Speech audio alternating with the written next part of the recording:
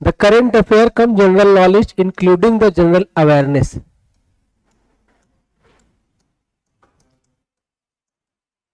Current affairs cum GK or general awareness.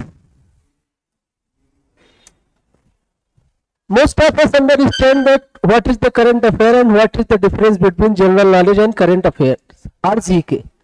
ज्यादातर लोग हम लोगों को लगता है कि करंट अफेयर है क्या, जनरल नॉलेज है क्या, जनरल अवेयरनेस है क्या।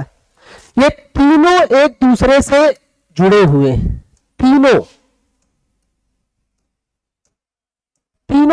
एक दूसरे से जुड़े हुए हैं। करंट अफेयर यद्यपि आजकल जो विभिन्न तरह की परीक्षाएं हो रही हैं, विशेष रूप से एक दिवसीय परीक्षा जिसे आप वनडे एग्जाम्स कहते हैं, वनडे एग्जाम्स, इन सब में करंट अफेयर्स आता है। वनडे एग्जाम्स ही नहीं, एसएससी से लेकर यूपीएससी तक के एग्जाम में, किसी भी तरह के एग्जाम में, सब में करंट अफेयर्स या जनरल नॉलेज या जनरल अवेयरनेस आता है। बस उसका रूप बदल जाता है, फॉर्म बदल जाता है। और ज्यादातर लोग करते क्या है, वन लाइनर्स में यही करंट अफेयर्स पढ़ते हैं। यद्यपि वास्तव में जो करंट अफेयर्स जो आपको वन लाइनर पढ़ते हो उसका सिर्फ 15 से 20% ही आपको परीक्षाओं में मिलता है, 15 से 20%।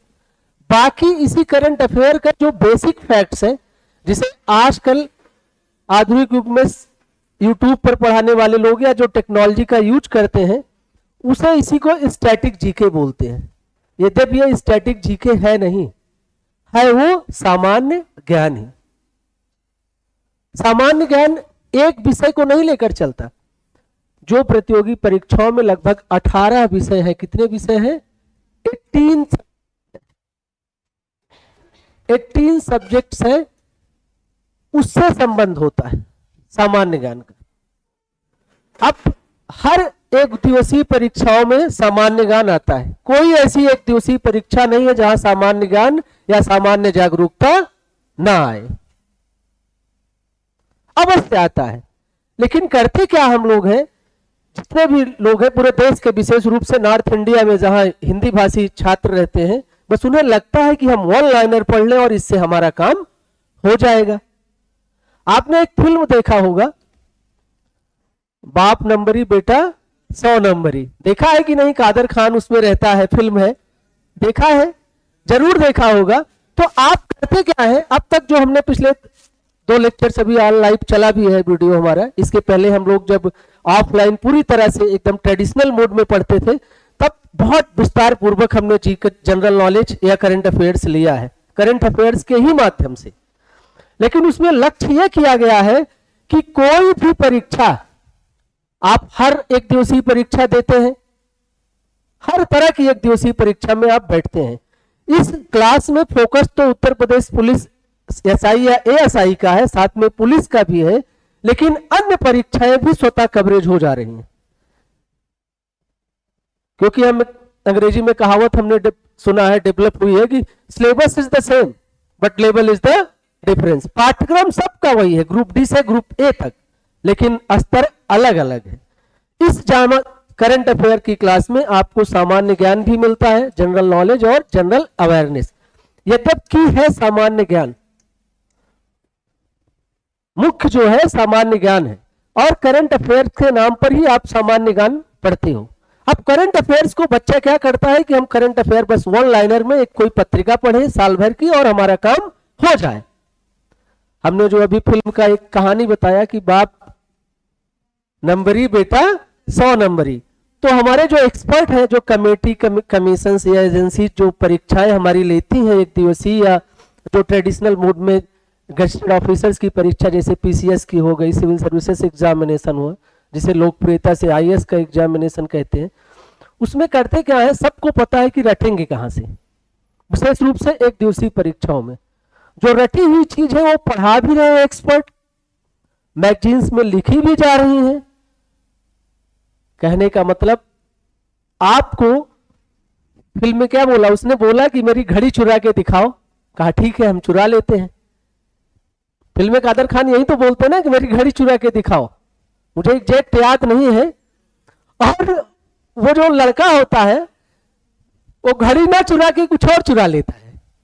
तो वो क्या बोलता है, कहता मैंने तुम्हें घड़ी चुराने का बोला था, कहा मुझे चोरी करनी थी ना, तुम्हारी नजर घड़ी पे थी इसलिए मैंने दूसरी चीज चुरा लिया। तो उसी तरह एग्जाम में होता है, आपके परीक्षा में आपकी नजर करंट अफेयर वन लाइनर पे है कि ज्ञानपीठ पुरस्कार राम भद्राचार्य को वर्ष 2025 में दिया गया, ठीक है, रट लिया आपने। 59वां ज्ञानपीठ पुरस्कार विनोद कुमार शुक्ल को दिया गया, रट लिया, झारखंड से हैं, एक लाइन में। लेकिन वो पूछेगा ज्ञानपीठ पुरस्कार की स्थापना निम्नलिखित में से किस व्यक्ति ने किया, सीधा पूछ लेगा। या ये पूछ लेगा ज्ञानपीठ पुरस्कार की हिंदी भाषा में पहली महिला पुरस्कार प्राप्तकर्ता निम्नलिखित में से कौन है। या फिर पूछ लेगा किसी भी श्रेणी में पहली बार ज्ञानपीठ पुरस्कार किसे दिया गया। अब है ना in depth understanding, in depth understanding है। आपने तो ज्ञानपीठ पुरस्कार एक वन लाइनर में पढ़ लिया, लेकिन उसकी इन डेप्थ अंडरस्टैंडिंग वो भी सामान्य ज्ञान का विषय है, थ्योरेटिकल नॉलेज नहीं लेगा। इसी तरह रटते बच्चे कुछ है, आता कुछ है। लेकिन जो अब तक हमने क्लास ऑफलाइन मोड में लिया या 2 लेक्चर बड़े सामान्य तरीके से हमने आराम से बोला, इसे अगर हम बोले कि this lecture is specially designed for the student those who come from the rural background and big great cities and have no knowledge at all about the competition। इस क्लास में मेरा या इस स्कॉलर्स एकेडमी का किसी भी class में ये उद्देश्य है कि जो ग्रामीण क्षेत्र से आता है या बिग ग्रेट शहरों से आता है छात्र, जो अर्बन एरिया में रह रहा है लेकिन उसे ज्यादा कंपटीशन के बारे में पता नहीं है, उसको ध्यान में रखते हुए हम यहाँ पढ़ा रहे हैं, जिससे एक बार पढ़ने के बाद फुल कवरेज उसका हो जाए। तो इस परीक्षा में आप किस चीज का क्या क्या कवर कर ले रहे हैं। यूपीएससी का जो बच्चा एनडीए देता होगा, एनडीए जानते हैं आफ्टर द 12th होता है, या सीडीएस का एग्जाम देता होगा, या फिर आप सुने होंगे असिस्टेंट कमांडेंट का, जो पैरामिलिट्री फोर्स के हेड होते हैं, जैसे सीआरपीएफ है, बीएसएफ है, आईटीबीपी है, सीआईएसएफ है, जिसके अंतर्गत एसएससी जीडी वाले सोल्जर्स काम करते हैं। सीपीओ एसआई आपने सुना होगा, एसएससी के थ्रू इंस्पेक्टर जाता है, जैसे आप दरोगा बनते हो कमांडेंट बनते हैं। बस इन परीक्षाओं में एक दिक्कत है, सारा कुछ है, इन सब में अंग्रेजी अनिवार्य है। ये 2 परीक्षाएं तो सिर्फ अंग्रेजी ही माध्यम में होती हैं। अगला, आप एसएससी का कोई भी एग्जाम हो, सभी एग्जाम ऑल एग्जाम्स में जीके आता है, ये स्वतः कवरेज हो जाता है। ऑल एग्जाम्स मतलब आप उत्तर प्रदेश पुलिस के लिए दरोगा का एग्जाम दे रहे हैं, एसएससी एक सीपीओ एसआई नाम की का परीक्षा लेता है, आप बैठे होंगे, बस उसमें एक चीज दिक्कत रहती, अंग्रेजी कंपलसरी, वही सिलेबस है, सब कुछ है जितनी आप मेहनत करते हैं। दूसरा, ये तो एसएससी हो गई, बैंक का कोई भी एग्जाम होगा इसी तरह का जीके आता है, बैंकिंग का कोई भी, चाहे क्लर्क का हो या आईबीपीएस का हो। अगला, रेलवे का कोई भी एग्जाम होगा, रेलवेज का, इसी तरह का जीके या करंट अफेयर्स रहता है, सेम रहता है, सब कुछ, कुछ बदला, पढ़ना वही है, पढ़ना सबको वही है। अब आ जाइए उत्तर प्रदेश पर, बहुत ज्यादा दूर ना जाए। उत्तर प्रदेश SSSC का नाम सुना है, इसमें भी वही सामान्य ज्ञान या जीके, जो इसकी पेट परीक्षा है उसमें तो कैटेगराइजेशन किया है, समसामयिकी करंट अफेयर का अलग कैटेगरी बनाया है और जीके का अलग बनाया है, सब कुछ वही, सब कुछ वही है, सिर्फ कंफ्यूज करवा रहा है बच्चों को। कहने का मतलब उस 100 क्वेश्चन में लगभग 30 क्वेश्चन यूपी SSSC का 30 क्वेश्चन कहां से आता है, इसी करंट अफेयर अर्थात जीके को मिलाकर 30 क्वेश्चन का कवरेज है 100 में से। 30 क्वेश्चंस आप देख लेना आंसर उठाकर। ये तो SSSC की बात हो गई। अब उत्तर प्रदेश पुलिस का एसआई या एएसआई या कांस्टेबल का भी एग्जाम लगभग 30% क्वेश्चन इसी सेक्टर से आते हैं, 30% क्वेश्चन या इससे अधिक। इसके अलावा बहुत सी अन्य परीक्षाएं हैं, जैसे एग्रीकल्चरल साइंटिस्ट रिक्रूटमेंट बोर्ड, आप लोग शायद नहीं दिए होंगे कभी।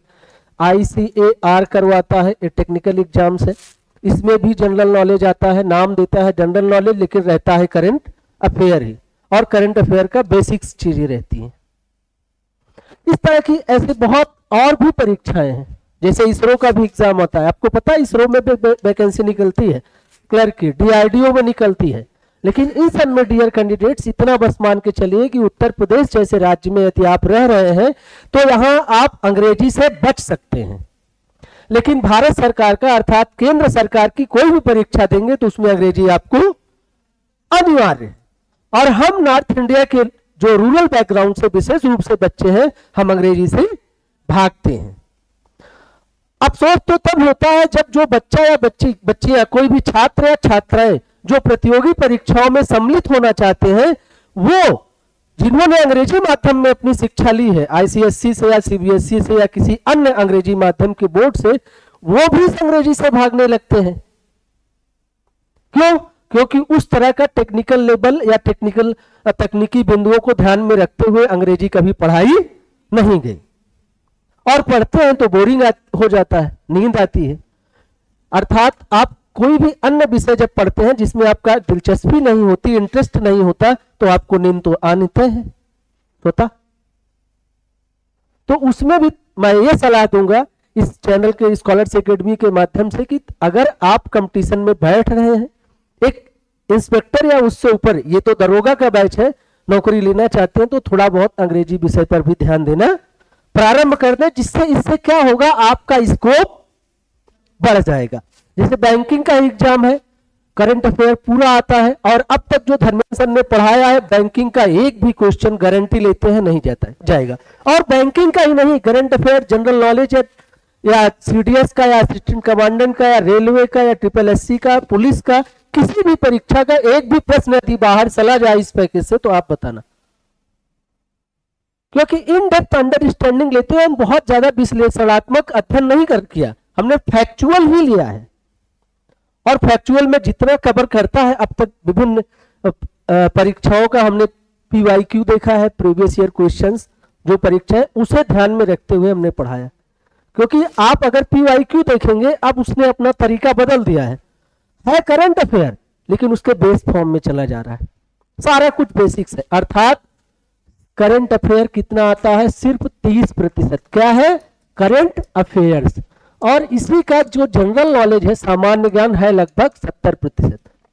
अर्थात अगर आपको कहीं 20 क्वेश्चन जीके का आ रहा है जनरल नॉलेज या जनरल अवेयरनेस करके, तो 20 में कितने क्वेश्चंस आपको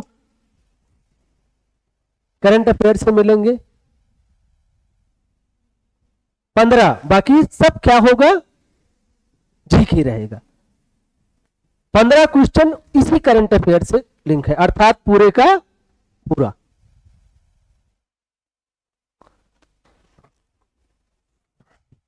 आइए आगे चलते हैं। अब आज हम क्या कवर करेंगे, ये तो थोड़ा परिचय हो गया, बता दिया हमने, क्योंकि कुछ लोग जो यूट्यूब पे देखते हैं उन्हें भी पता हो जाए कि ये करंट अफेयर्स है क्या। पूरे देश में चल रहा है current affair, current affair, current affair. ऐसा क्वेश्चन आया, हमने कर ही नहीं पाए, क्योंकि वो सीधे क्वेश्चन नहीं पूछ रहा है। वही फिल्म वाला, बाप नंबरी बेटा 100 नंबरी।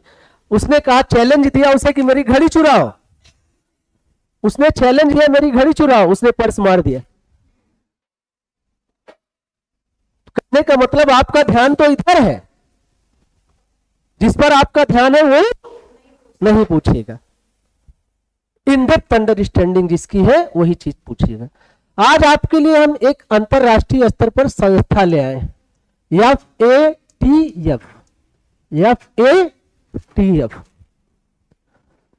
ये साल के 12 महीने 24 घंटे 7 दिन 12 महीने चर्चा का विषय बनी रहती है ये संस्था, और हर महीने कुछ न कुछ इसका करंट अफेयर्स से जुड़ा मामला है। कोई भी पत्र या पत्रिका या न्यूज़पेपर्स अर्थात जर्नल्स या मैगजीन्स कुछ भी होती है, इसके बारे में कोई ना कोई खबर हर महीने छापती रहती है। ये FATF है क्या आपका? ये FATF, इसका पूरा नाम है फाइनेंशियल एक्शन टास्क फोर्स। अब यद्यपि इसका हिंदी वर्जन बना नहीं है, लेकिन पत्र पत्रिकाओं ने इसे कन्वर्ट करके बनाया है। इसे बोला है वित्तीय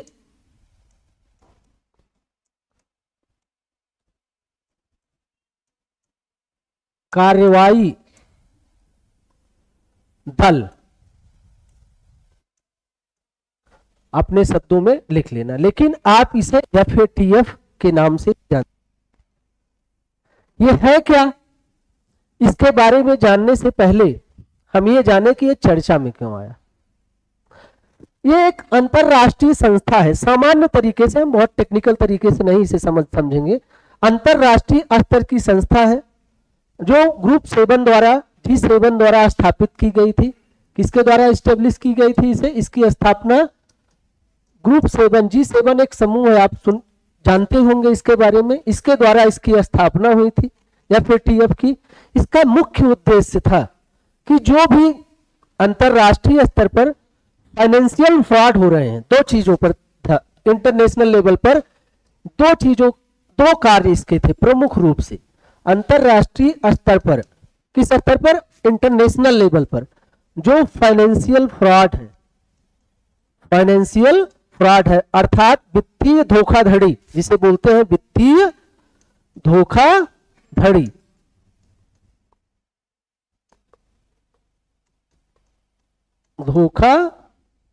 वित्तीय धोखाधड़ी।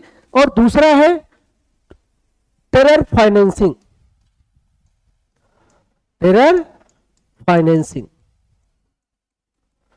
दो चीजों को कॉम्बैट करने के लिए, असल दोनों का वित्तीय धोखाधड़ी कम करने के लिए और आतंकवादियों की फंडिंग को कैसे कम किया जाए और ट्रेस किया जाए, इसके लिए इस संस्था का गठन हुआ था उसी वक्त। कब? वर्ष 1989 में। अर्थात ये G7 1989 के पहले सक्रिय रहा होगा। ग्रुप 7 आपके पुलिस में एक बार क्वेश्चन अभी एकदम सामान कांस्टेबल में आया था, G20 का पूरा फुल फॉर्म पूछा था। ग्रुप 7, ग्रुप 20, गैदरिंग 20, मीटिंग, कुछ ऐसे नाम 4 विकल्प दिए थे। इस्टेब्लिश्ड ग्रुप 7 ने किया क्या उद्देश्य था? वित्तीय धोखाधड़ी को बस 2 शब्दों में समझ लीजिए। इतने इसके और भी काम है, बस इतना तो आप जान लीजिए कि जो अंतरराष्ट्रीय स्तर पर पैसों का लेन देन होता है, जो उसकी चोरी या धोखाधड़ी होती है, उसके लिए यह संस्था काम करती है। जो अपने सदस्य देश है उनकी मदद करती है। आप इंटरपोल के बारे में सुने होंगे। इंटरपोल का काम भी आप शायद जानते हैं, कुछ न कुछ जानते हैं। ये अंतरराष्ट्रीय स्तर का पुलिस संगठन है। लियोन्स फ्रांस में इसका मुख्यालय है। ये जो अपराधी हैं, जो हिंसा करके, यद्यपि अपराध किसी भी तरह का होता है, उसका एक मुख्य उद्देश्य होता है बेनिफिट, प्रॉफिट। अब चाहे फाइनेंशियल प्रॉफिट हो, चाहे कोई पॉलिटिकल गेन हो, लेकिन हिंसा इसीलिए की जाती है। अब लेकिन इसमें, इस संस्था में और इस संस्था में अंतर यह है कि जो इसमें अपराधी हैं, जो हिंसक, जो वायलेंस जिन्होंने किया है, मार काट या कुछ इस तरह की गतिविधि किया है, ये उस अंतरराष्ट्रीय स्तर पर प्रमुख संस्था है। ये जो पैसे की चोरी किए हैं, वित्तीय धोखाधड़ी, जैसे नीरव मोदी, विजय माल्या, अपने ही देश के हैं, नाम लेना नहीं चाहिए लेकिन ले सकते हैं क्योंकि पब्लिक डोमेन में है ये चीजें। इस तरह के व्यक्तियों को कैसे ट्रेस करना है, कॉम्बैट करना है। जैसे पाकिस्तान में टेरर की फंडिंग आ रही है, भारत सरकार ने कई बार कहा संयुक्त राष्ट्र संघ में कि टेरर फंडिंग उनकी जो IMF द्वारा दी जाने वाली फंडिंग है या विश्व बैंक द्वारा फंडिंग है, उसे रोक दी जाए, क्योंकि उस विकास के नाम पर पैसा लेकर वो लोग आतंकवादी गतिविधियों को सींचते हैं और बढ़ावा देते हैं, जिससे अंतरराष्ट्रीय स्तर पर विभिन्न देश इससे प्रभावित हो रहे हैं। विशेष रूप से हम लोग इससे प्रभावित हो रहे हैं, साउथ एशिया के लोग। इसी संस्था से रिक्वेस्ट करती है सरकार। यूनाइटेड नेशंस में बात रखती है, लेकिन सरकार इस संस्था से रिक्रूट करती है कि उनकी जो फाइनेंशियल जो इंटरनेशनल पर ट्रांजैक्शन है या लेन देन है उसे आप बंद करो। और जब अपराधी भाग जाता है अंतरराष्ट्रीय स्तर पर तो हम किससे रिक्वेस्ट करते हैं? इंटरपोल से। तो एक दिन हमने एक क्वेश्चन बनाया, प्रश्न भी बनाया, तो उस दिन आपसे मैंने पूछा भी था कि जब ये नोटिस जारी करती है, किस तरह का नोटिस जारी करती है? रेड कॉर्नर नोटिस, किसी अपराधी को पकड़ने के लिए, तो कौन इससे रिक्वेस्ट करता है भारत में? सीबीआई, जो सेंट्रल ब्यूरो ऑफ इन्वेस्टिगेशन है, यही भारत सरकार की तरफ से नोडल एजेंसी भी है इंटरपोल की। और यदि वित्तीय धोखाधड़ी करके व्यक्ति भाग रहा है, उसे अंतरराष्ट्रीय स्तर पर पकड़ने के लिए हमारे भारत की कौन सी संस्था रिक्वेस्ट करती है? ईडी, आपने खूब नाम सुना होगा, इन्फोर्समेंट डायरेक्टरेट जी। यद्यपि भारत विदेश मंत्रालय का कोलैबोरेशन ये भी करती है संयुक्त राष्ट्र संघ में अपनी बात रखने के लिए या इसके पास अपनी बात पहुंचवाने के लिए, और विदेश मंत्रालय से भी इसका भी लिंक है, क्योंकि मिनिस्ट्री ऑफ फॉरेन अफेयर्स सबसे लिंक है। कोई भी अंतरराष्ट्रीय स्तर पर चीजें होंगी बिना उसके इन्वॉल्वमेंट के आप पूरी नहीं कर सकते। आप उत्तर प्रदेश पुलिस में अधिकारी हैं, आपके भी प्रदेश का कोई अपराधी अपराध करके, मान लीजिए फॉर एग्जाम्पल वो पुर्तगाल चला गया, अब पुर्तगाल चला गया तो आप सीधे उत्तर प्रदेश पुलिस उसे ट्रेस नहीं कर सकती। सबसे पहले तो अगर वो पैसा चोरी करके उत्तर प्रदेश से भाग गया है 1000-2000 करोड़, इसका भी टर्नओवर है, 100-200 करोड़ की वैल्यू नहीं रखता, कुछ इसका भी एक लिमिट है कि 5000 करोड़ या 10,000 करोड़ अगर भाग गया तो आप भारत सरकार से वित्त रिक्वेस्ट करोगे। अब वित्त मंत्रालय ईडी के माध्यम से या फिर टीएफ को इंस्ट्रक्शन करवाएगा, और जरूरत पड़ेगी तो विदेश मंत्रालय का जो हमारी एम्बेसी के जो हेड है, रिप्रेजेंटेटिव है, संयुक्त राष्ट्र संघ में भी बात उठाएंगे। ठीक उसी तरह सीबीआई, जब आपके प्रदेश से कोई अपराधी भागता है तो आप अप्रोच करते हो सीबीआई को, सीबीआई इंटरपोल से कोलैबोरेट करती है, फिर आपकी भी टीम रहेगी या जो हमारी जो जैसे एनआईए है या सीबीआई की कुछ अन्य टीम है। और आपने फिल्मों में देखा होगा कि महाराष्ट्र पुलिस पर बहुत फिल्म बनी है, जो एडिशनल कमिश्नर ऑफ पुलिस होता है एसीपी, वो खुद जाकर लीड करके क्रिमिनल को उठाता है। आप बहुत पुरानी फिल्में देखे होंगे, वो सच्चाई है, क्योंकि वो प्रोसेसिंग में थे, फिल्म है, फिल्म की तरह दिखाई जाती है, लेकिन सच्चाई कुछ और होती है।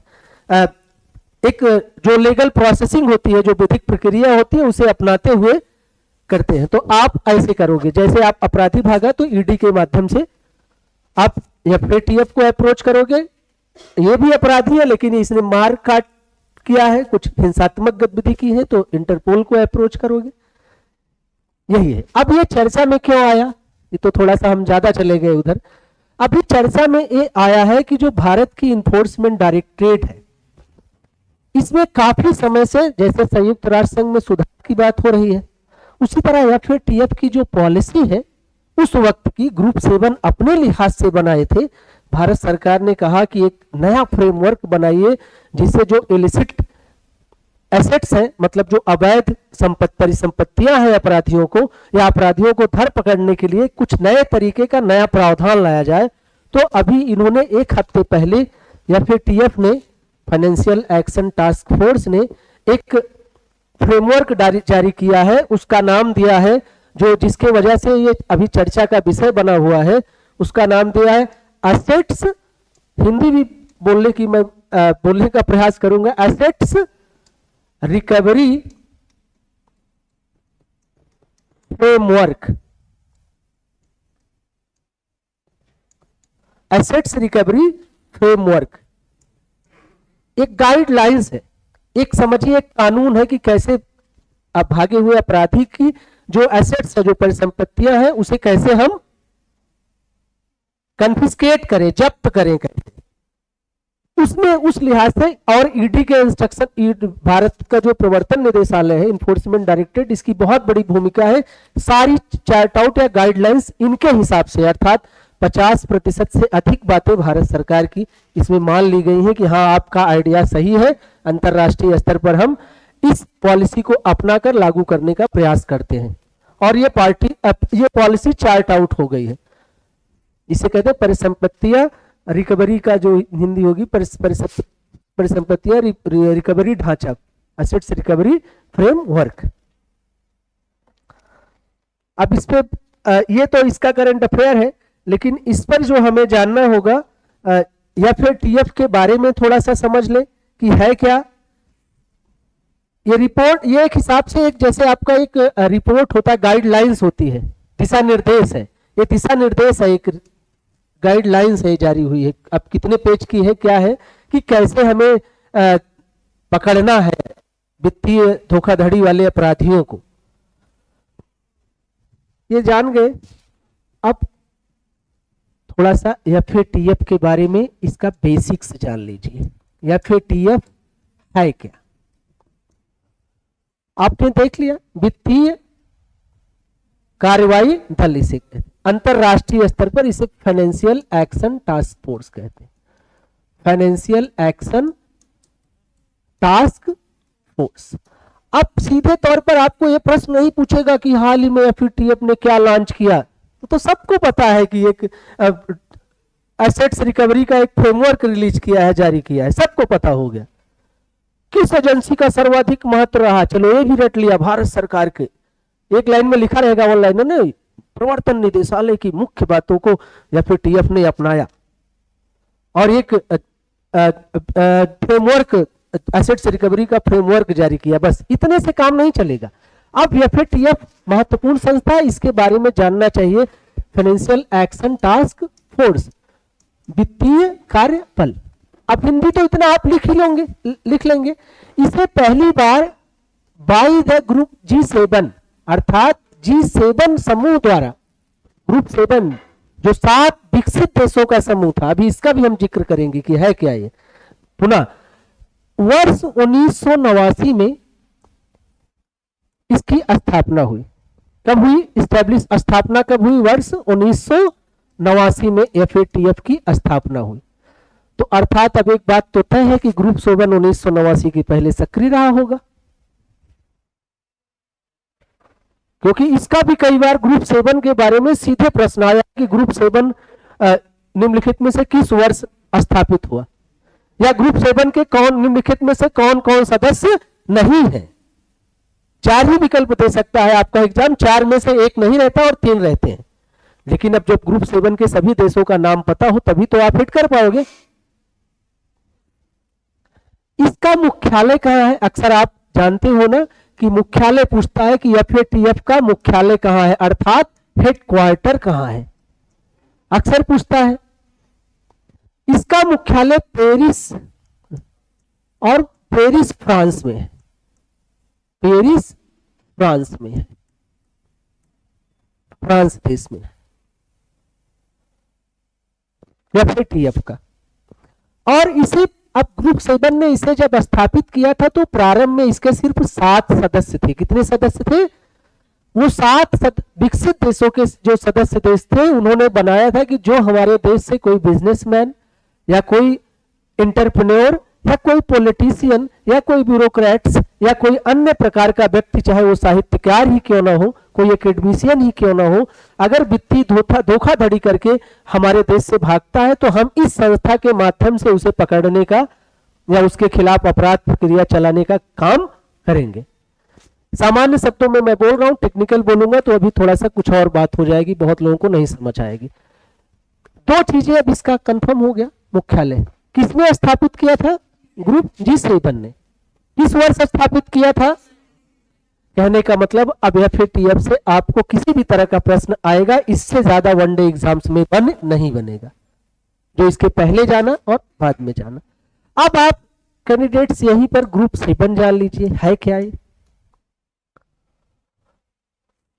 ग्रुप 7 की स्थापना करने के लिए देश के नहीं, दुनिया के जो सबसे एडवांस उच्च स्तर के विकसित देश थे, उन्होंने एक योजना बनाई कि कैसे हम अपने हितों की रक्षा करते हुए अंतरराष्ट्रीय स्तर पर वित्तीय धोखाधड़ी को रोकें, कॉम्बैट कैसे करें, उसका सामना कैसे करें, इस चीज को कम से कम करें, क्योंकि इन्हीं लोगों का व्यापार अंतरराष्ट्रीय स्तर पर बहुत बढ़ा हुआ था और आज भी यही सक्रिय है।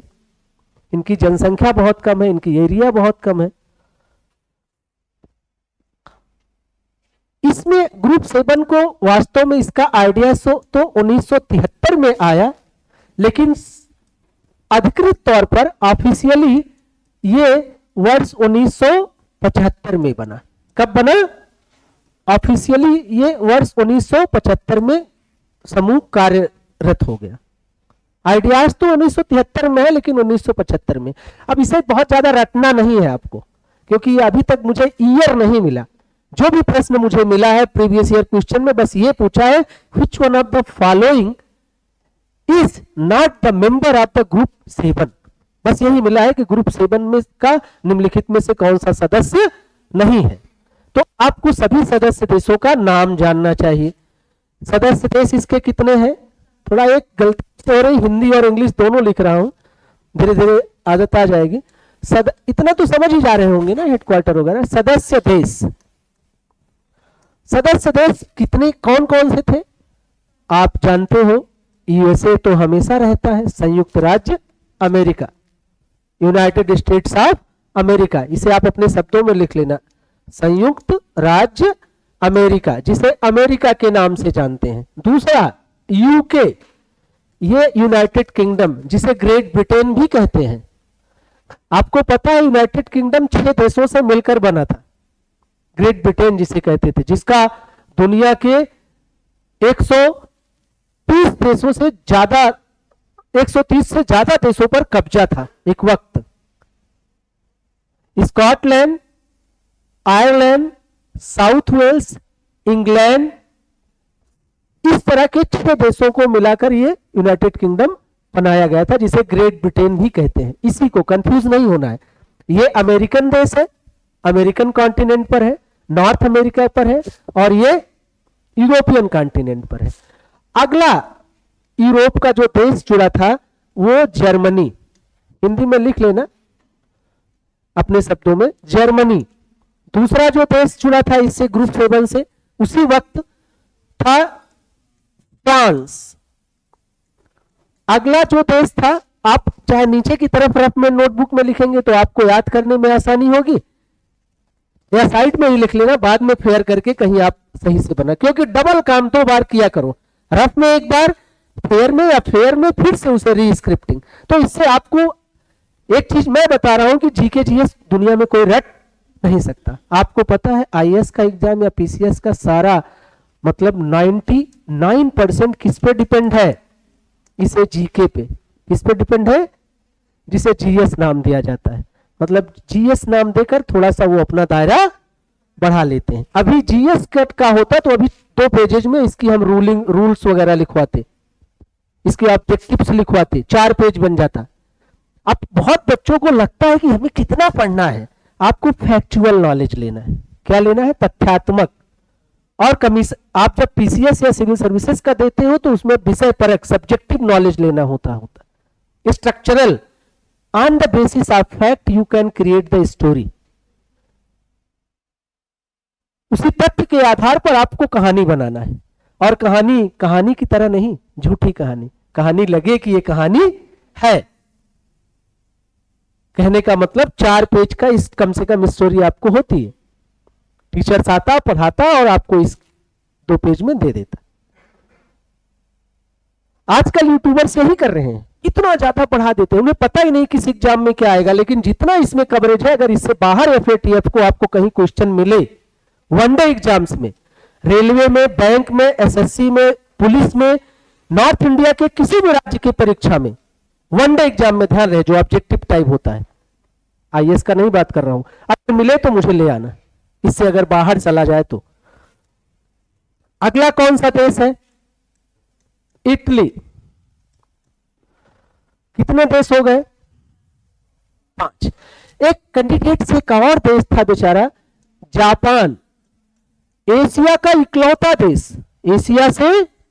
अब आप ऐसे देख ले, कनाडा भी था, कनाडा, उसे तो छोड़ ही दिया मैंने, कनाडा को यही यूएसए के बगल ही लिख ले, अभी भी है ये, लेकिन अभी इसे अमेरिका ने, डोनाल्ड ट्रंप जी ने कहा एफएटीएफ से इसे हटाओ, इसे लूटने दो, हम अब इसकी मदद एफएटीएफ के माध्यम से नहीं करेंगे।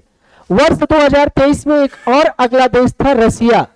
रूस का जानते हैं ना, रूस नाम, इसे भी 2023 में ब्लैकलिस्ट कर दिया, मतलब अमेरिका ने कहा इसे एफएटीएफ से हटाओ। अंतरराष्ट्रीय जितनी संस्थाएं हैं उस पर सबका अमेरिका का वर्चस्व है। 98% इंस्टीट्यूशन पर अमेरिका का वर्चस्व है, जिसे चाहता है हटवा देता है, और जब उसका नहीं सुनते तो खुद हट लेता है। जैसे भी WHO से इसने, अमेरिका ने अपने आप को विड्रॉ कर लिया है, हटा लिया, करे अब हम कुछ नहीं करें इसमें मत। वजह, ये सबसे ज्यादा फाइनेंस करते हैं, ये इनकी फाइनेंसिंग लार्जेस्ट रहती है। कहने का मतलब आप किसी चैरिटी स्कूल या किसी संस्था को चलाने के लिए, किसी एनजीओ को आप सबसे ज्यादा पैसा देते हो तो आपको लगता है कि हम हट जाएंगे, देखो कैसे चलता है, अक्सर होता है। रसिया को 2023 में उन्होंने हटा दिया। कितने देश हुए? 1 2 3 4 5 6। कनाडा को लेकर 7 था। रसिया जब था तब इसी संस्था को, जब रसिया जुड़ा था तब G8 बोला जाता था। क्या बोला जाता था? G8। अब आप कह रहे होगे अभी फिर अब क्यों G7 है? क्योंकि कनाडा से भी को भी कट कर दिया है। एशिया का इकलौता देश है, ये तो अभी है, इसे मत ब्रेक कहना की है, एशिया का लेकिन इकलौता देश है। आप सोचो, इतना बड़ा कॉन्टिनेंट, एक देश सिर्फ एफएटीएफ का मेंबर, ग्रुप 7 का मेंबर, विकसित देश, विकसित देशों में। कनाडा को भी इस वक्त हटा दिया गया है। तो अब कितने देश इसमें बचे? 6। लेकिन फिर भी ये ग्रुप 7 का स्टेटस इसलिए लिए बैठा है कैंडिडेट्स। एक आपने सुना होगा यूरोपियन यूनियन, यूरोपियन यूनियन नाम की संस्था को इसने प्लस कर लेके ग्रुप 7 ही बरकरार रहता है। अर्थात जब ग्रुप 6 बोला जाए, ग्रुप 7 बोला जाए, ग्रुप 8 बोला जाए, तो कोई और नहीं है, वही सिंगल ग्रुप है जो प्रारंभ में 7 विकसित देशों से मिलकर बनाया गया था। तब यूरोपियन यूनियन नहीं था, यूएसए था, यूके था, जर्मनी था, फ्रांस था, इटली था, जापान था, कनाडा और रसिया। तब G8 था, प्रारंभ में G8 ही इसका नाम दिया, फिर ग्रुप 7। तो कहने का मतलब रसिया अभी विड्रॉ या हटवा दिया गया है, या कनाडा का इशू चल रहा है, लेकिन ग्रुप 7 है। आप समझ जाओ कि इतने मुख्य रूप से USA, UK, Germany, France, Italy, अर्थात सबसे ज्यादा किस कॉन्टिनेंट के देश की संख्या है? यूरोप की। और जब पूरा यूरोपियन यूनियन जब इस संस्था का सदस्य बन जाता है तो फिर पूरा यूरोप ही इसका रसिया को अब हटा दिया गया। इसके वर्तमान में कुल देश कितने हैं? 6 ही, प्लस यूरोपियन यूनियन। तो कहने का मतलब अगर आपको कुछ आइडिया है तो इतना काटेंगे। वो एग्जाम एक्सपर्ट भी इतना घटिया प्रश्न भी नहीं बनाते, वही बनाएंगे जो सदैव जुड़े हैं। अब अगर आपको जब कभी पूछा जाएगा, ऐसे पूछा जाएगा निम्नलिखित में से ग्रुप 7 का सदस्य कौन नहीं है, अब उसमें दे देगा यूएसए, यूके, जर्मनी, एक अलग दे देगा बस। जो परमानेंट मेंबर बरकरार हैं, जो विवादों में रहे हैं, उसे नहीं देगा, देगा ही नहीं। ऐसा उसी को कहते हैं घटिया क्वेश्चन, नहीं देगा। उसे ट्रेस करना है, लेकिन इतना बेकार भी प्रश्न नहीं बनाते। अब इतना ही बेकार एक्सपर्ट हो तो बेकार प्रश्न बना दे। जैसे सर मुझसे एक दिन स्टोरी शेयर कर रहे थे कि 2015 में जो टेट का परीक्षा थी, कोई एक एक्सपर्ट था, वो दिल्ली में विश्व पुस्तक मेला लगा था, वहां से आधुनिक जमाने की जो हिंदी माध्यम में लिखी पुस्तक है मॉडर्न राइटर द्वारा, वो सब उठा के लाया और उन्हीं सारी पुस्तकों का नाम पूछ लिया। सब लोग ढूंढते रह गए, किसी को कहीं जवाब ही नहीं मिला। बाद में उस पर बहुत विवाद खड़ा हुआ। बता रहे थे 10 ऐसे प्रश्न थे किसी ने हल ही नहीं कर पाए, क्योंकि अब नई नई तरह की पुस्तकें। अब पूछ लेंगे कि मिडनाइट चिल्ड्रन किसके द्वारा लिखा गया है? द मिडनाइट्स चाइल्ड, ऐसे मिडनाइट्स चाइल्ड। अब द बिल्ड किसके द्वारा लिखा गया है? अभी उसे बताएंगे किसके द्वारा लिखा गया। एक है जो हमें न्यूयॉर्क सिटी के मेयर बने, उनकी मम्मी है। अब बड़ी बड़ी फिल्म मेकर है जो नए मेयर अभी बने हैं चर्चा में, जोहरान ममदानी, वो उन्हें भी हमें पढ़ना है। अब उनका भी, जोहरान ममदानी को तो सब रट लेंगे कि न्यूयॉर्क सिटी के पहले मुस्लिम है और पहले साउथ एशियन है, लेकिन जोहरान ममदानी का प्रश्न स्टैंडर्ड एग्जाम में नहीं पूछेगा, पूछेगा तो उनके मम्मी या पापा से पूछेगा। अब जोहरान ममदानी को जान के आप खूब चिल्लाओ, लेकिन उनके मम्मी के बारे में पूछेगा कि उनकी मम्मी किस देश की ओरिजिन है, किस देश की नागरिक रही है मूल रूप से, या उनकी मम्मी, निम्नलिखित में से उनकी मम्मी का प्रोफेशन क्या है, फिल्म मेकर है, राइटर है, या बिजनेसमैन है, या फिर पूछेगा कि उनकी मम्मी का हाल ही में न्यूयॉर्क सिटी के पहले मुस्लिम मेयर और पहले साउथ एशियन चुने गए, उनकी माता जी का नाम मीरा नैयर है। निम्नलिखित में से उनकी कृति है मिडनाइट चाइल्ड, द बिल्ड, ऐसे करके पूछेगा। अब बच्चा कितना पढ़े, लेकिन अगर एक्सपर्ट ठीक है तो इन डेप्थ अंडरस्टैंडिंग करवा के लेकर आपको बता सकता है। कितने सदस्य देश इसके वर्तमान में है? सबसे अधिक किस महाद्वीप के देश है इस ग्रुप? यूरोप, अर्थात यूरोप विकसित है। ये एशिया का इकलौता देश जो ग्रुप 7 का सदस्य है, उसका नाम क्या है? क्या आप इन सब देशों की राजधानी जानते हैं? रसिया को क्यों अलग किया? क्योंकि ये यूक्रेन से वार चल रहा है और किसी की ये सुन नहीं रहे, इन्हें लगा कि रसिया को अब फोर्सिबली ये एग्रीमेंट होकर मेजॉरिटी जजमेंट था इन्हें विड्रॉ करने का। यद्यपि इनसे कोई मतलब नहीं होता, इन्हें जब जरूरत होती है रसिया की एक जासूसी agency FIS, federal investigation service, बहुत खतरनाक एजेंसी है, ये कोई भी कल्प्रिट होता है पूरे दुनिया में ये उठा लेते हैं। ठीक उसी तरह जैसे इजराइल की एक एजेंसी है जासूस की, आपने नाम सुना होगा, मोसाद। इस एजेंसी के अंतर्गत एजेंसी काम करती है चश्मा FIS का है, चश्मा मोसाद का, लेकिन इस एजेंसी के अंदर एक सबवर्ट एजेंसी काम करती है और दुनिया उसे भाव नहीं पाती है। लोग जब क्राइम करके जब हट लेते हैं और घर पहुंच जाते हैं तब पता चलता है किसने किया।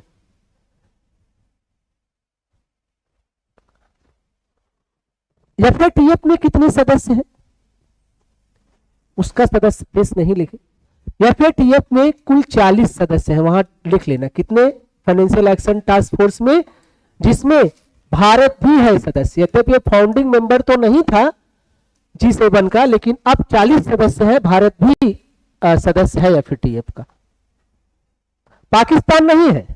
पाकिस्तान जिसके खिलाफ भारत हमेशा संयुक्त राष्ट्र संघ या FATF के माध्यम से कहता है कि इनकी फंडिंग IMF या विश्व बैंक द्वारा रोक दी जाए क्योंकि ये आतंकवादी गतिविधियों में पैसा लगाते हैं, तो पाकिस्तान का प्राइम मिनिस्टर या वहां के जो रिप्रेजेंटेटिव यूनाइटेड नेशंस में कहते हैं कि we will not be able to follow the rule of the FATF because we are not the member.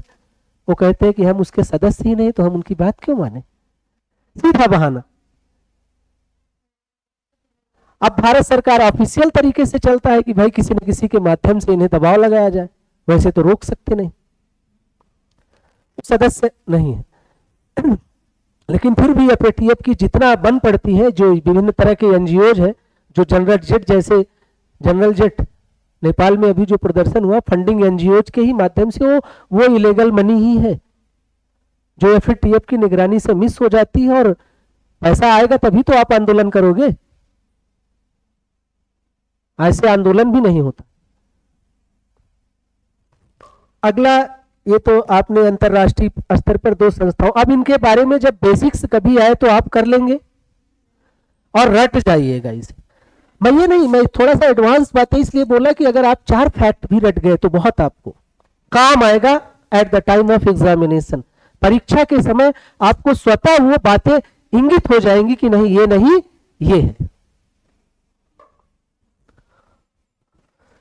अगला है जो महत्वपूर्ण है, अति महत्वपूर्ण है, अभी चल रहा है, आपने सुना होगा, जिस टेक्नोलॉजी का हम यूज भी कर रहे हैं, OpenAI, सुना है क्या ये AI? ओपन इसका नाम ही है, OpenAI। अभी ये क्यों चर्चा में आया और लगातार चर्चा में बना है? किस वर्ष से बना है? जब से इसकी स्थापना हुई। OpenAI की स्थापना कब हुई? जी 2015 में। वर्ष 2015 से, मई वर्ष 2015 से ये चर्चा का विषय बनी हुई है। ज्यादातर लोग ये समझते हैं इस संस्था को स्थापित करने का श्रेय टेस्ला के जो प्रमुख है, टेस्ला नाम की एक कंपनी है जो अमेरिका की है, एलॉन मस्क को जाता है। प्लीज कॉर्पोरेट, एलॉन मस्क को जाता है, यही है।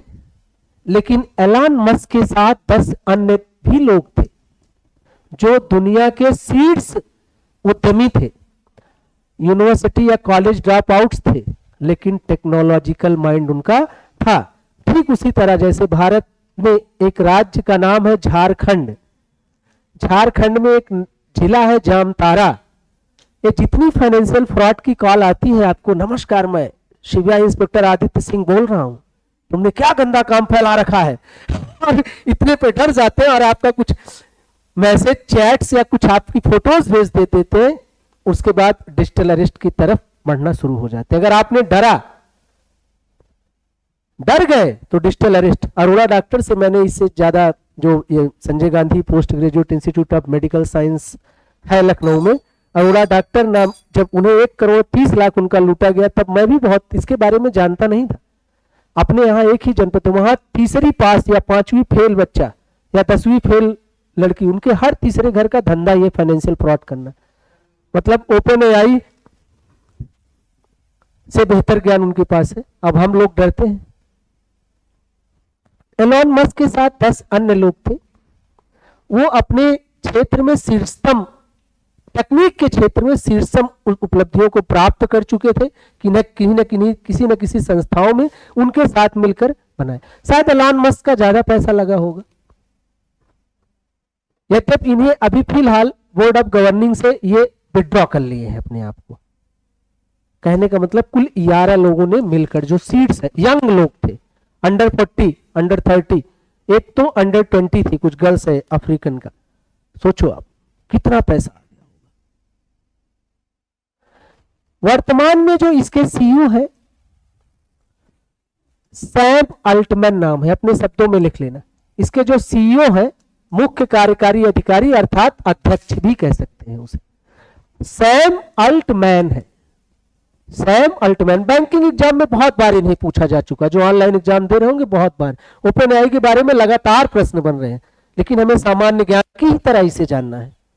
बहुत इन डेप्थ में हमें टेक्नोलॉजी के पॉइंट ऑफ व्यू से नहीं जानना है, इसकी सामान्य ज्ञान, क्योंकि हमें परीक्षा की दृष्टि से। सैम अल्टमैन जो इसके सीईओ, यह भी उसी संस्थापकों में से 11 लोगों में से एक थे। यही वर्तमान में सीईओ है। अब इनके बारे में, सैम अल्टमैन के बारे में कुछ जाने उससे पहले ये जाने कि why in news, why in news ये चर्चा में क्यों आया, चर्चा में क्यों ओपन एआई आया। आपको कैंडिडेट पता है, ओपन एआई ने ही, ओपन आर्टिफिशियल इंटेलिजेंस ने ही चैट जीपीटी बनाया। आप जानते हैं ना, बहुत खतरनाक चीज है जो चाइनीज नहीं फॉलो करते, लेकिन इंडिया में पूरा लागू हो रहा है, क्योंकि it is a high level conspiracy to divert the mind of the student. किस वर्ष इसे चैट जीपीटी लाया गया? वर्ष 2022 में लाया गया। अब इसी वर्ष अर्थात 2025 नवंबर में ओपन एआई ने भारत सरकार के ministry of electronics information technology and ministry of science and technology, विज्ञान एवं प्रौद्योगिकी मंत्रालय एवं सूचना तकनीकी मंत्रालय के साथ कोलैबोरेट करके इन्होंने कहा कि आपके देश की संस्कृत को प्रोत्साहन देने के लिए और आपके देश में जो उपलब्ध लगभग 5000 भाषाएं हैं, डायलेक्ट्स हैं, यद्यपि 122 भाषाएं तो हमारे देश में सक्रिय है, काम करती हैं, उसमें लिखा पढ़ी होती है। इकलौता दुनिया का देश है जो जिसके पास 122 भाषाओं में लिखना पढ़ना है, अभी भी जारी। वो तो हम प्रमोशन करेंगे, बाकी 5000 जो आपके डायलेक्ट्स हैं, उप बोलियां हैं, उसकी तरफ भी हम आगे बढ़ेंगे। और आपके जो फोक्स हैं, कल्चर है, परंपरागत जो स्थानीय स्तर पर, उन्हें हम प्रमोशन करेंगे। हमें बस एक बार मौका दीजिए। मौका क्या दिया गया, किस माध्यम से करेंगे? इन्होंने कहा हम आपको, पहले इन्होंने प्लान करके बनाया था, इंड Q&A बनाने का प्लान किया। क्या इसका नाम ही है? इंड IND Q&A, ये बनाने का, इंडिया क्वेश्चन एंड आंसर इसका नाम किया, इंड Q&A। अब इसमें 2 चीजों का मुख्य उद्देश्य होंगे, मैं हिंदी में लिख देता हूं। इन्होंने कहा कि मैं जो आपकी संस्कृति भाषा नहीं, जो संस्कृति, जो कल्चर है, रहन सहन का तरीका है, सामाजिक ताना बाना है, उसे बढ़ाने के लिए और आपकी जो स्थानीय भाषा है उसे बढ़ाने के लिए हम कार्य करेंगे इसके माध्यम से अंतरराष्ट्रीय स्तर पर, इसलिए ये चर्चा में है। अर्थात अगर आपसे कभी पूछा जाए कि इंड QA किस संस्था द्वारा निर्मित किया गया, तो चैट जीपीटी, और चैट जीपी किस संस्था द्वारा बनाया गया। अब इसमें जो बात रह गई, बेल लग गई है, ओपन AI का हेडक्वार्टर कहां है। स्थापना तो जान लिया, हेडक्वार्टर सैन, हिंदी में लिख लेना आप, San Francisco, San Francisco California, California, California एक स्टेट है किसका, USA का, वहीं पर इसका मुख्यालय है। जिस तरह से हमारे देश में बेंगलोर को सिलिकॉन वैली ऑफ इंडिया कहा जाता है, उसी तरह वैश्विक स्तर पर अमेरिका के सैन फ्रांसिस्को को silicon valley of the world कहा जाता है। अर्थात IT सेक्टर में दुनिया का शीर्षतम शहर सैन फ्रांसिस्को। सैन फ्रांसिस्को का इतिहास भी है, अपने राष्ट्रीय आंदोलन में जुड़ा है। कोई एक हमारा आंदोलनकारी है जिन्होंने एक पार्टी यहां डेवलप किया था जी। इतना जान जाए, सैन फ्रांसिस्को में इसका मुख्यालय है। सैम अल्टमैन के बारे में कुछ हम मजेदार चीजें बताएं। एक प्रिंसी बैठी है, ये कहती है कि आप लोग भी कहते हो कि क्या हमें भी ऐसा करना चाहिए। ऐसा नहीं करना चाहिए, क्योंकि एक निश्चित एलिजिबिलिटी है। अगर ग्रेजुएशन होगा तभी दरोगा की परीक्षा देंगे, ग्रेजुएशन होगा तभी IAS बन सकते हैं। लेकिन इस देश में to become the president of India candidate must be citizen of India, कोई एलिजिबिलिटी नहीं है। आपको नौकरी लेने के लिए तो एक अर्हता रखनी है, लेकिन इस देश में प्रधानमंत्री बनने के लिए, राष्ट्रपति बनने के लिए, सांसद या विधायक बनने के लिए, अर्थात पॉलिटिकल पदों पर जाने के लिए जो सबका मास्टर है, कोई पढ़ाई लिखाई की जरूरत। कितना मजेदार चीज है।